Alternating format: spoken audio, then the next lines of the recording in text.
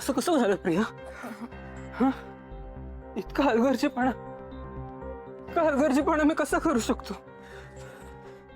मूर्ख मूर्ख मूर्ख मूर्ख मूर्ख मूर्ख मूर्ख मूर्ख मूर्ख काय चाललंय घरात आणि मी काय मूर्ख मूर्ख मूर्ख प्लीज करताय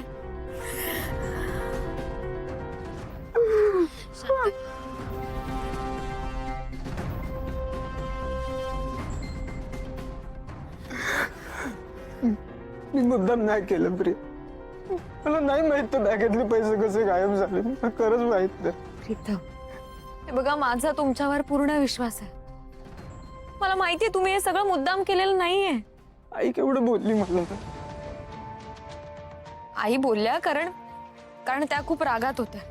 असंच करतो ना ती नेहमी. जरा समजून नाही का घेऊ शकत मला?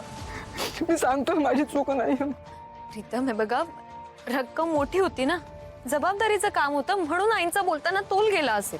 नेहमी तोल जातो प्रिया. नेहमी माझी लायकी काढत असते. मी कसा कुठल्याच कामासाठी परफेक्ट नाहीये हे मला सांगत असते ती. आता पण तिला वाटतंय ना की मला जबाबदारी कळत नाही, मला पैशांची किंमत नाही असं म्हणते ती.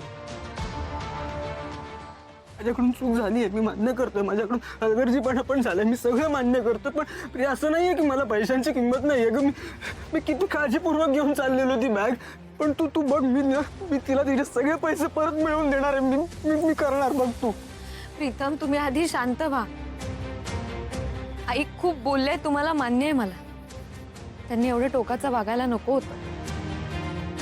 पण आई अशा कशा वागल्या ना याचंच आश्चर्य वाटतंय मला. पण प्रीतम, तुम्ही नका काळजी करू. सगळं ठीक होईल.